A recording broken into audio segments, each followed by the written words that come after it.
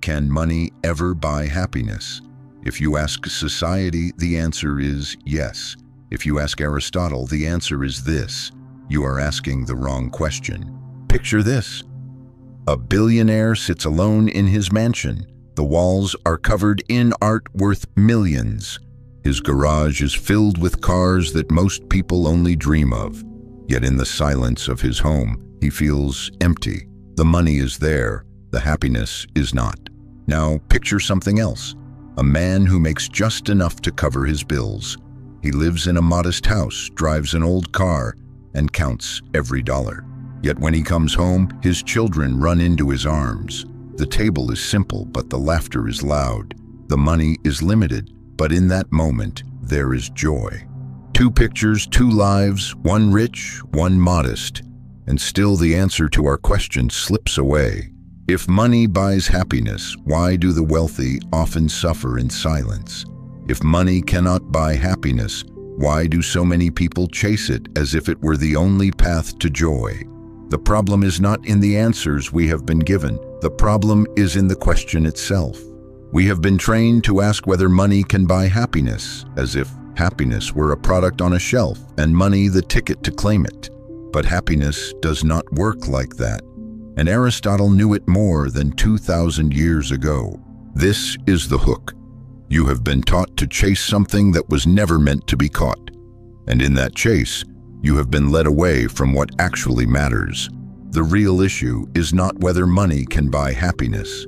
The real issue is how you use money and whether it serves the purpose of your life or steals it away. Before we can go deeper, we need to face this uncomfortable truth. If you are still asking whether money can buy happiness, you have already lost sight of the real path. And if you stay with me, we are going to uncover why. If you want to understand why so many people still cling to the belief that money equals happiness, you do not have to look far. Just turn on a television. Scroll through your phone. Walk through a shopping mall. You are surrounded by one of the most powerful forces in modern history: advertising. Every commercial, every billboard, every influencer post whispers the same message. Buy this and you will smile like the people in the picture. Own this and you will finally feel worthy.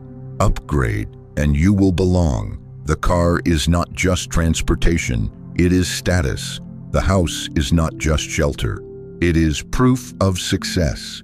The vacation is not just rest. It is the life everyone else wishes they had. From childhood, we are told the same story again and again until it becomes invisible. That story is simple.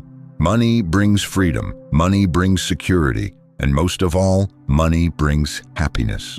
The story is repeated so often that few people ever stop to question it. It becomes part of the air we breathe. Psychologists have a name for what happens next. They call it the hedonic treadmill. Imagine running as hard as you can. But no matter how fast your legs move, you never get closer to the finish line. That is what chasing happiness through money feels like. You buy the new car, and for a few weeks, you are thrilled. You park it at the front of the driveway. You admire the shine. You inhale the new leather. For a short time, it feels like life has changed. But soon, the car becomes just a car. A tool to get you from one place to another. The excitement fades and the hunger creeps back in. Or you land the promotion you fought for. At first, you feel unstoppable. Your family is proud. Your friends congratulate you. You celebrate with champagne. But within months, the glow wears off. The new title is just a line on a business card. The salary bump is swallowed by new expenses, and you are already eyeing the next step up the ladder. This pattern is not rare. It is not unusual. It is universal. The lottery winner who returns to his old level of happiness after a year. The family who dreams of the perfect home, only to discover that once they move in, it becomes nothing more than a place to sleep. The student who believes life will begin after graduation, only to arrive and feel the same emptiness. We keep running, we keep chasing, another job, another house, another number in the bank account, And every time, the feeling slips through our fingers. Here is the point that stings. It is not just that society tells us money equals happiness. It is that the entire system depends on us believing it. If people ever became truly satisfied, if they ever stopped chasing, entire industries would collapse. So the treadmill is not an accident. It is the design. Look closely and you will see it. The ads do not sell products, they sell dissatisfaction. They remind you of what you do not have. They stir the restlessness that never goes away. They magnify the voice inside that whispers, "Not enough? Not yet." And here is where the trap becomes dangerous, because dissatisfaction in itself is not the enemy. As Aristotle once saw, dissatisfaction can be a signal pointing us toward growth. But when that dissatisfaction is hijacked, when it is turned into fuel for consumption instead of creation, it becomes a prison. A prison with golden bars. This is why you feel the rush when you buy, followed by the emptiness that comes after. This is why you cannot shake the thought that just a little more money will finally solve it. The treadmill is working exactly as designed.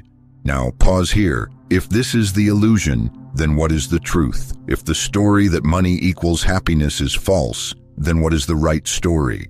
To answer that, we need to return to the concept that has guided this channel again and again. A concept Aristotle believed was the key to every human life. Telos.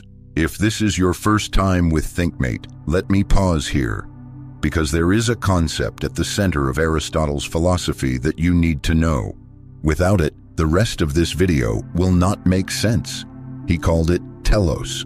You can follow the telos series in our previous Aristotle videos on ThinkMate to understand this concept more deeply. Telos means purpose, not the goals you are told to chase, but the inner direction that makes a life whole. The telos of a seed is to grow into a tree. The telos of a human being is to become what he or she was meant to be. For some, that means teaching and awakening young minds. For others, it is healing the sick, creating art that outlives them, or standing for justice even when it costs everything. History remembers Florence Nightingale, Nelson Mandela, and Beethoven not for what they owned, but because they lived their telos. Aristotle believed that human beings are not here just to survive, or to chase pleasure, or to collect trophies. Our telos is to use reason, to cultivate virtue, and to grow into the fullest version of ourselves. That state of becoming is what he called eudaimonia. Many translate it as happiness, but a more honest translation is flourishing. Think about it in everyday life. The telos of a chair is to be sat on. The telos of a watch is to tell time. The telos of a lamp is to give light. When these things fail to do their job, no amount of polish or decoration can make them complete. In the same way, if a person fails to live according to his telos, no amount of money or recognition can make his life whole. Why does this matter in a conversation about money? Because when you mistake money for your telos, you confuse the means with the end. You start to live as if the point of life were to accumulate, when in truth, accumulation is only a tool. Money can buy time, education, and opportunity, but it cannot tell you who you are. It cannot define what you are for. This is why so many people end their lives feeling restless. They ran hard, but they ran on the wrong track. They built accounts full of dollars, but never asked the deeper question, what is this money supposed to serve? So before we go further, hold this thought. Money may be a powerful servant, but it is a terrible master. It can help you move faster toward your purpose, but it cannot replace the purpose itself. That, Aristotle would say, is telos. Now let us test this against reality. What happens when we look at the evidence of how money actually affects our lives? Does it bring us closer to flourishing, or does it leave us stuck in the same cycle we thought we had escaped? So now that we understand telos, let us return to the question, can money ever buy happiness? What does the evidence tell us? For years, psychologists have studied the relationship between income and well-being. Daniel Kahneman and Angus Deaton, two Nobel Prize-winning researchers, discovered something remarkable. They found that in the United States, emotional well-being rises with income up to around $75,000 a year. That is enough to cover basic needs, to pay the bills, to reduce the stress of daily survival. But beyond that point, more money does not guarantee more happiness. Think about that for a moment. A person making $75,000 and a person making $300,000 often report the same level of daily happiness. Comfort increases, yes. Options expand, yes. But the inner experience of life does not change as much as you would expect. Other studies paint the same picture. Gallup polls show that some of the wealthiest countries in the world also struggle with the highest levels of depression and anxiety. America, despite being one of the richest nations in history, faces rising rates of loneliness, addiction, and despair. The data tell a sobering story. Wealth may protect you from hunger and homelessness, but it cannot protect you from emptiness. And yet, countless people dedicate their entire lives to accumulation. They work endless hours. They sacrifice relationships.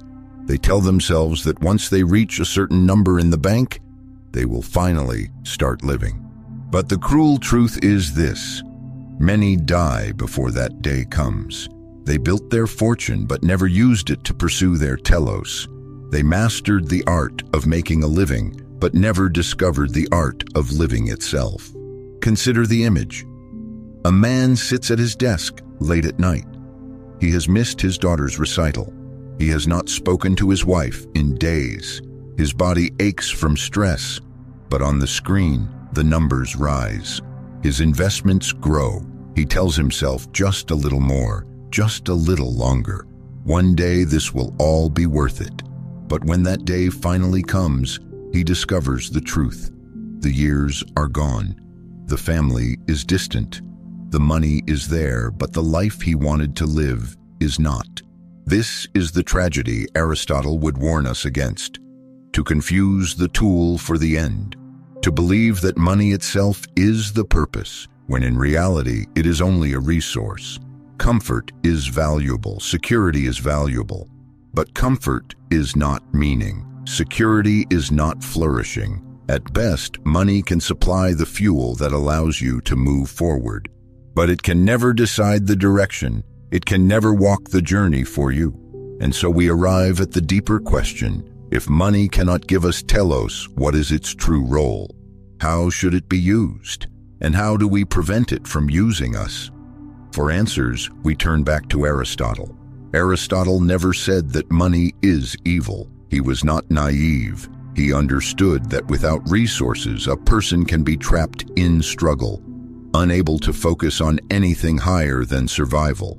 But he also knew this: money is always instrumental. It is never final. It is a tool, not a telos. At the center of his philosophy is the idea of eudaimonia. We mentioned this word before. It is often translated as happiness, but that translation is weak. Eudaimonia is not a fleeting feeling. It is not the smile you wear when you get a bonus or the thrill when you buy something new. Eudaimonia is flourishing. It is the fulfillment that comes from living in harmony with your nature, from becoming the person you were meant to be. Here is the danger. If you mistake pleasure for flourishing, you will spend your life chasing the wrong thing. Pleasure is temporary. Flourishing is permanent. Pleasure depends on circumstances. Flourishing depends on character. Pleasure can be bought. Flourishing must be lived. So what role does money play? Aristotle would say that money is an external good, useful, sometimes necessary, but never sufficient.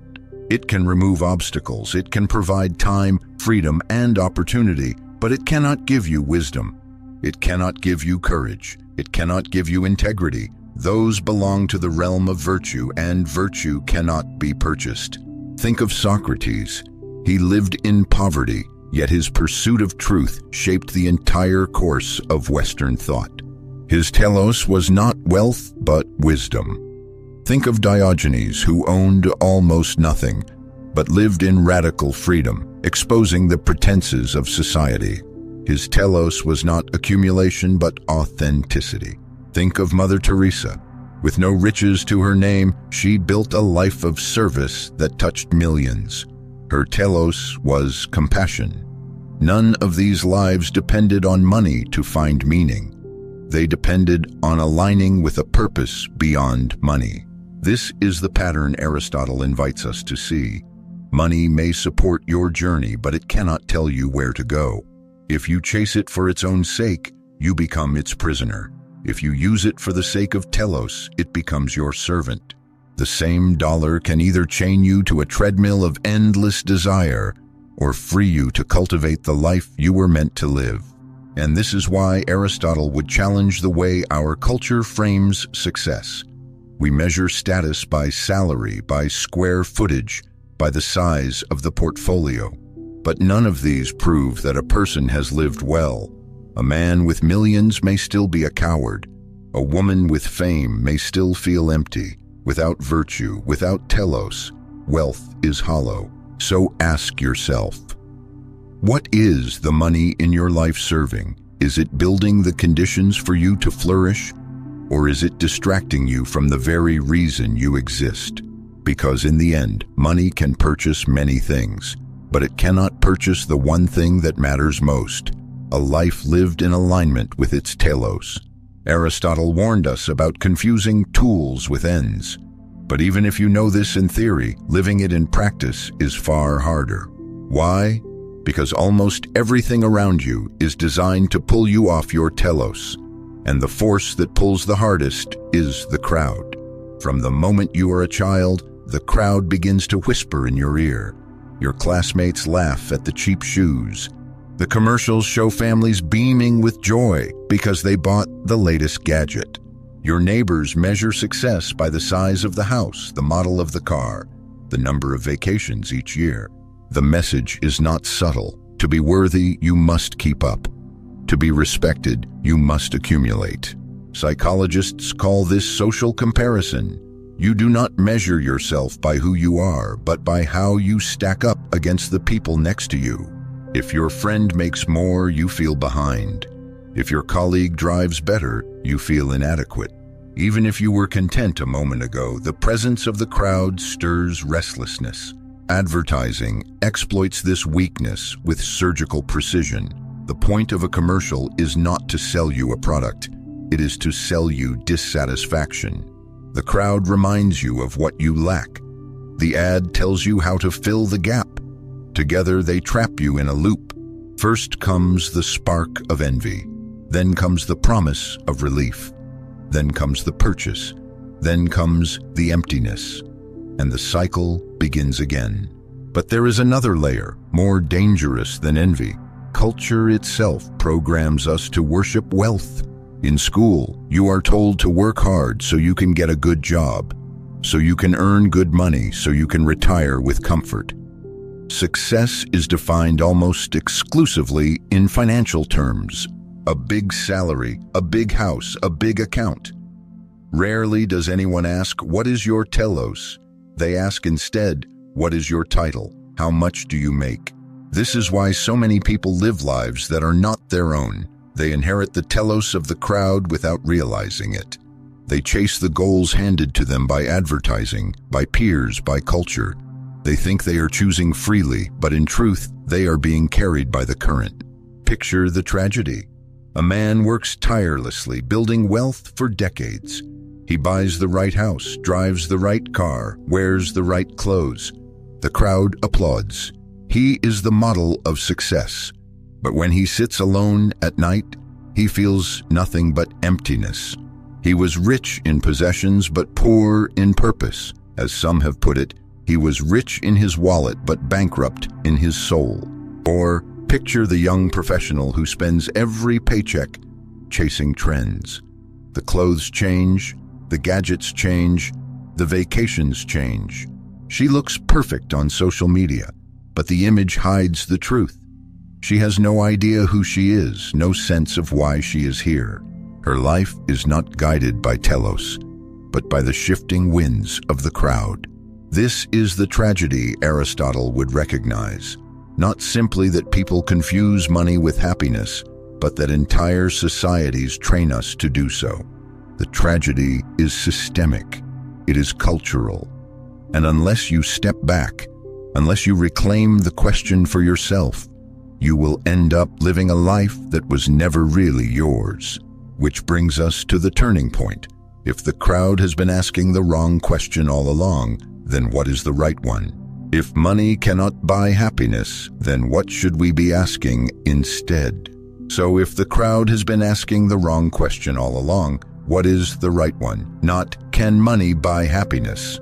That question keeps you trapped in the illusion.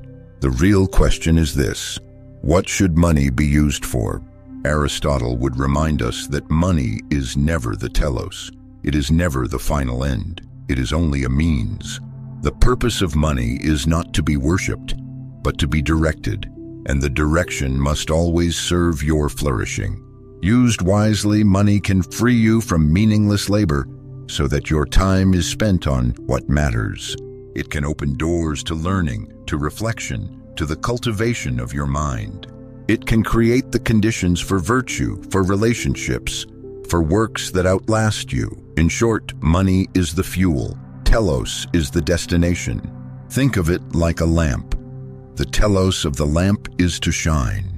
The wick is its virtue, the quality that makes it burn steadily. Money is only the oil, the resource that keeps the flame alive. And happiness, the light itself, is not something you buy. It is the natural glow that appears when the lamp is fulfilling its purpose. But here is the part we often forget. Happiness is not the destination. It is a gift that may appear along the way. You cannot grasp it directly because the more you chase it, the further it runs. What you can do is walk in line with your telos. Sometimes happiness will be there, sometimes it will not. And both are part of the journey. Because without hunger, there is no real appreciation of food. Without hardship, there is no true relief. Without the desert, the cactus cannot bloom. Suffering and joy define each other. Happiness gains its meaning only because pain exists beside it. So do not make happiness your target, make flourishing your target. If you spend your life chasing happiness, you may end empty-handed. But if you spend your life pursuing telos, happiness will find you. Not as a product bought with money, but as a flower that blooms naturally along the road. So here is the challenge. This week, look at how you are using money. Are you spending it to imitate the crowd, to buy another mask you do not need? Or are you using it to clear the way for your telos, to grow into the person you were meant to be? Do not let the world define happiness for you. Do not let advertising tell you what to want. Happiness is not the prize. It is the byproduct. It is the gift that appears when you live in alignment with your purpose. So do not chase happiness. Chase telos. Build the life that only you can live. And when happiness comes, it will come as it always should. Not as something bought, but as something earned by becoming who you truly are. If this message speaks to you, subscribe to ThinkMate, because this is where we expose the illusions of modern life and rediscover the wisdom that still matters today.